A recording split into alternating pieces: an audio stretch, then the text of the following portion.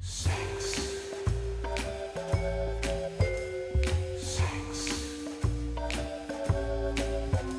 Hello and welcome to Sex RX. I'm Gerri Willis. Not in the mood for sex? Yes, I am asking that question, but don't worry if you're not alone. A new study suggests adults are having less sex than they did in the 1990s. But just how much sex should you be having, and how do you know if your sex life needs a makeover? Here to help, gynecologist and sexual medicine specialist, Dr. Maria Sophocles. Thanks, Maria, for being back with us. Appreciate your help. So, the big question, is it true that couples aren't having as much sex as the 90s? And if so, why not?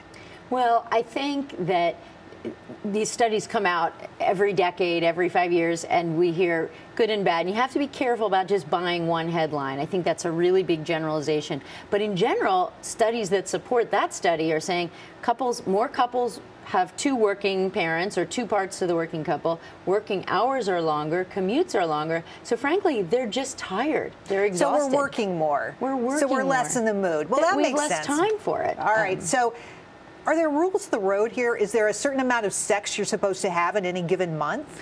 Well, speaking of studies, studies do show that the success and happiness of a relationship long-term is linked to the sexual frequency. So up to a point, the less sex you have, the less tight a relationship is. But that only goes up to a certain point. Couples who have sex about once a week are the happiest. More than once a week might be fun, but it doesn't necessarily purport increased happiness. So once a week is and that's what most couples in the U.S. have. They have sex approximately once a week, almost always. So we're doing it right. Yeah. Okay. All right. So I would assume that not everybody's making that metric, right? Like if you're looking for the rule of the road, maybe it's not happening. What's a sign that your sex life needs a makeover? Well, first of all, you shouldn't go hard and fast to that rule. If your married life or couple life is happy with once a month, then you're happy. But you should talk to each other to determine that you're happy and getting what you want. That's always good. Yeah. So signs that you might need a makeover: if you're feeling bored, if you're feeling like it's a routine, if you're feeling like it's a chore, or as one of my patients said, I feel like I have mercy sex just to do it and get it over with. I think those are bad signs. And I think it's time to take a look in the mirror and say, let's talk to each other and let's do something about it. All right. Okay. So mercy sex, that's a new thing for me.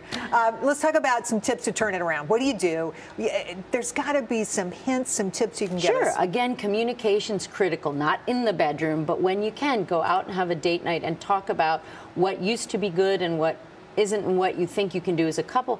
But there's a lot you can do individually. You can bring intimacy and erotic imagery to yourself, whether it's reading magazine articles, movies, things like that reinvigorate your own brain to remember to want to enjoy sex. You can look at your partner, not just as the guy taking the trash out or the woman picking up the kids from soccer, but as your lover and as your intimate partner. That's difficult to do, but great advice. Dr. Maria, thank you for being here. Appreciate your time. Thanks for having me.